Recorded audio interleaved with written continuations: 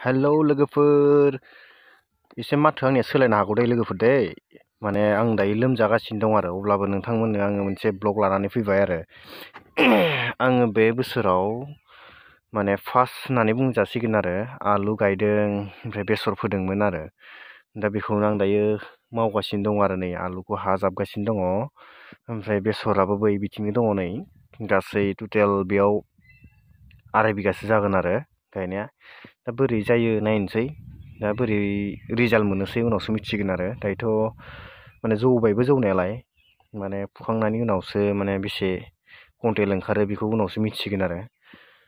दा नै आं बेखौनो दायो लोमजाब्लाबो मावगासिनो दङ हाखौ आङो माने लराव खालामगासिनो दं आरो नुदोंना लोगोफोर नै नायनानै लादो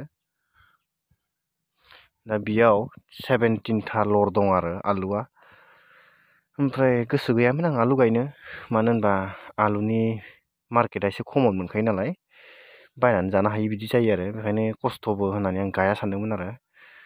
दा नायनोसै बोरै जायोसै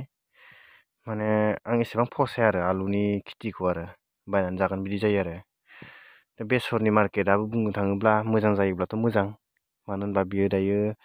6,000निफ्राय 8,000 10,000सिम स्टार्ट जायो होननाय खोनायो आरो फारसेथिं थावनि बेसेनाबो बारायगासिनो दङ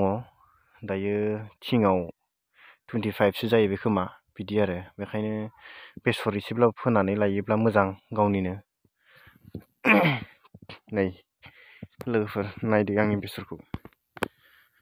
एसे जौबायानो आरो बेखिनियानो आरो आंनि बेसरा नै देग्लाय बयबो बेसर गायदों दामखौ नायनानैनो मानो होनबा दामा ओरैबायदि जालांदों नालाय थावआ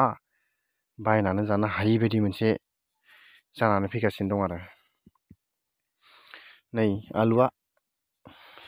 नायदो एसे जौबाय आरो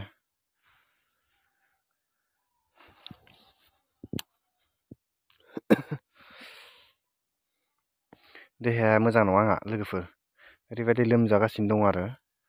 दा आंखौ एसे चेक खालामब्ला कर'नासो ओंखारगोन खोमा ओरैबायदि देहाया दुरबल गगा मोननाय लोमजानाय बैयावबो गायदों गामिनिनो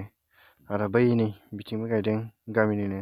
माने देग्लाय फ्रायानो गायदों आरो बिथिंबो दङ नुहुरस्लाबला बिदि आरो